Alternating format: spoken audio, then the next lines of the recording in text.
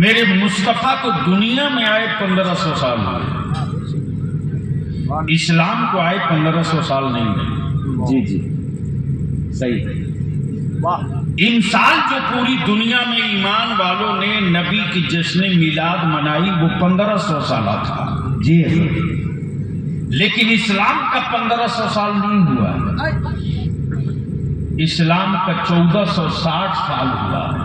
1460 سال اور ریسرچ اس بات پہ ہو رہی پوری دنیا میں کہ 1460 سال والا اسلام کئی ہزار سال پرانے مذہب والوں کو پیچھے چھوڑ کر پوری دنیا میں دکھائی دے تو رزلٹ یہی آیا ہے کفر اور یہودیوں کی لیبرٹی سے کہ مسلمان اسلام کے معاملے میں اچھا ضرور بنا ہے لیکن پہلے انسان اچھا بنا ہے۔ نعرہ تکبیر، نعرہ رسالت، مذہب اسلام۔ اب اس کے پیچھے کی لاجک کیا ہے؟ اچھا خطیب الہند حضرت علامہ آصف اقبال صاحب بھی ہیں، استاذ الشورا کرم کرم حضرت علامہ عبد الرحمن صاحب بھی ہیں، باب اللہ چاہے۔ اور اس وقت تو پورے بھارت کے ہر دینی اجلاس کی کامیابی کی کنجی مدھوپور گرڈی میں۔ اچھا کیا بات ہے، سچ یہی ہے۔ یہی ہے۔ اور صرف اتنے ہی نہیں حضرت حافظ خورشید صاحب مولانا فاروق صاحب، بلکہ اب تو ہمیں اس بات کو دیکھنے کے بعد بے پناہ مسرت ہو رہی ہے کہ گجرات اور مہاراشٹر کے ہر بڑی درسگاہ میں کہیں نہ کہیں سے رئیس القلم کا پالا ہوا دکھائی۔ صحیح ہے۔ نعرہ تکبیر، نعرہ رسالت، فیضان قائد اہل سنت۔ جبکہ ہمیں کچھ لوگ پوچھتے بھی ہیں ہم سے کہ جو جھارکھنڈ صرف جنگل کے بیچ میں تھا آخر وہاں سے یہ ہیرے نکلے کیسے؟ میں نے کہا پہاڑوں میں ہیرے تو تھے لیکن نکالنے والی کوئی میکینزم مشین نہیں تھی، وہ ایک ایسا رئیس القلم تھا جس نے پہاڑوں کے اندر چھپے ہوئے ہیروں کو نکال کے تراش دیا جو ہر محل کی زینت۔ واہ واہ واہ واہ، اس سے کوئی انکار نہیں کر سکتا۔ الحمدللہ ثم الحمدللہ، ہر آدمی اپنی اولاد کے لیے زمین خریدتا ہے، نیت یہ ہوتی ہے کہ خوبصورت حویلی بنائیں گے۔ ہر باپ اپنی اولاد کے لیے زمین خریدتا ہے کہ میں اپنی 3 پشتوں کے لیے ایک محل بنا دوں گا۔ ہر تاجر ایک بڑی زمین خریدتا ہے کہ یہاں فیکٹری اور کارخانہ بنا دوں گا، لیکن زمین تو اللہ کی تھی۔ توجہ چاہو، کرم کرم، زمین تو اللہ کی تھی، مالک تو میرا پروردگار ہے، یہ خریدار بیچ میں محتاج بندے کیسے ہو گئے؟ اچھا بندے اللہ کی ملکیت خریدے بیچ رہے ہیں۔ تو سچ یہ ہے کہ جو بنتا ہے وہ بکتا ہے، جی جو بنتا ہے وہ بکتا ہے، وہ بکتا ہے، اور جو بنے گا وہ بکے گا۔ بے شک جو بنتا ہے وہ بکتا ہے، وہ بکتا ہے، اور جو بنے گا بکے گا۔ وہ بکے گا۔ اب اگر آپ کا ذہن پہنچ گیا ہو وہاں تو میں علماء کرام کے حوالے، کرم کرم، جو بنے گا وہ بکے گا، اور جو بنتا ہے وہ بکتا ہے۔ وہ بکتا ہے۔ زمین بنی ہے تو بک رہی ہے، آسمان بنا ہے تو بک رہا ہے، کپڑا بنا ہے تو بک رہا ہے، حکومت بنی ہے تو بک رہی ہے، گاڑیاں بنی ہیں تو بک رہی ہیں۔ دنیا میں ہر وہ چیز جو بنتی ہے وہ بکتی ہے، لیکن تنہا میرا خدا ہے جو بنتا نہیں ہے، بناتا۔ حق ہے، بناتا ہے۔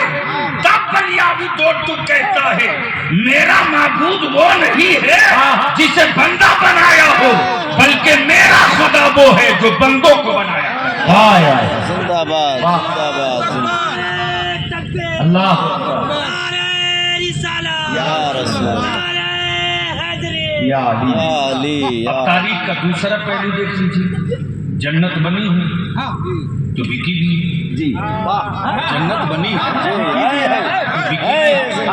اور کمال یہ ہے صاحب کہ پراپرٹی کسی اور کی، بیچے کوئی اور، کیا بات ہے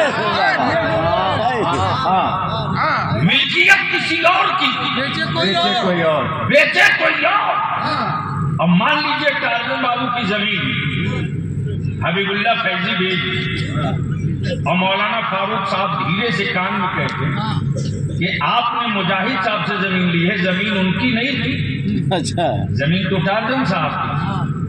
اب یہ پریشان ہو گئے، دوڑے مولانا عبدالرؤف صاحب کے پاس، بولے یہ تو غضب ہو گیا، کئی لاکھ کا چپک لگ گیا،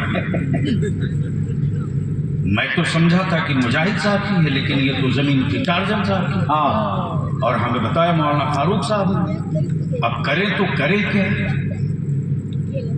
تب مولانا آصف اقبال نے کہا کہ یہ تو بڑا غلط ہوا ہے، یہ تو بھارتی قانون کے مطابق 420 کا کیس ہوگا۔ ہاں مچ گیا ہڑکن، جی لیکن دیکھ رہا ہوں کہ بڑا بنداس ہو کر کے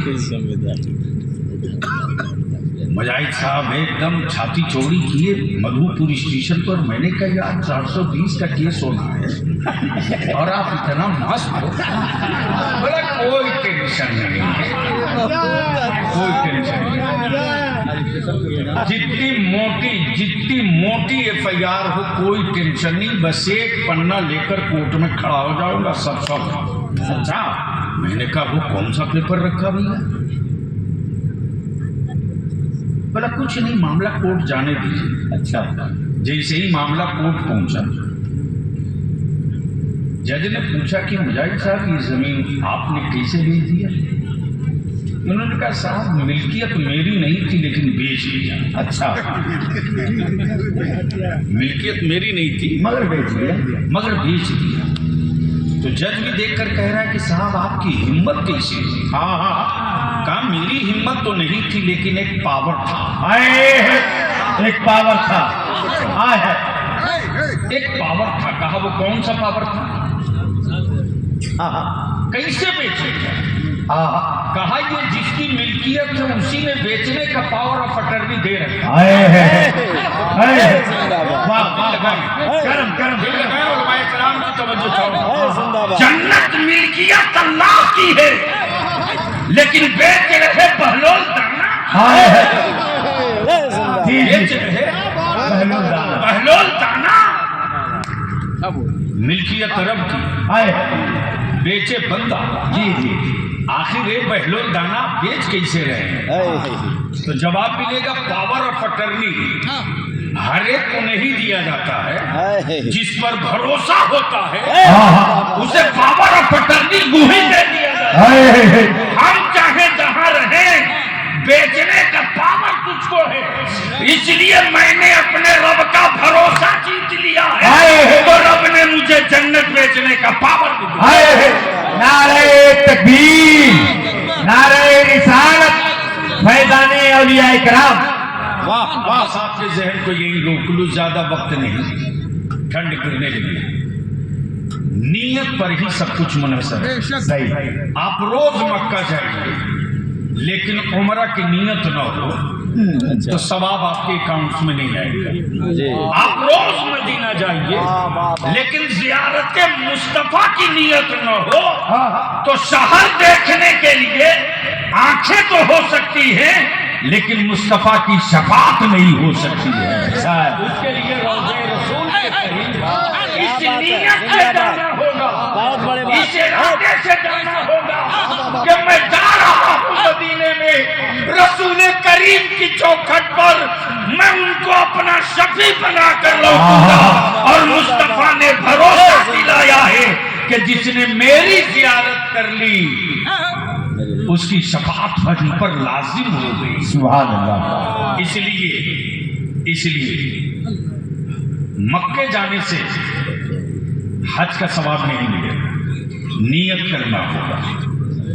مدینہ عمرہ پر جانے کے لیے شہر گھوم کے آ جائیے، عمرہ کا ثواب نہیں ملے گا، یعنی عبادت ہو فرض ہو، واجب ہو، سنتیں ہوں، غریبوں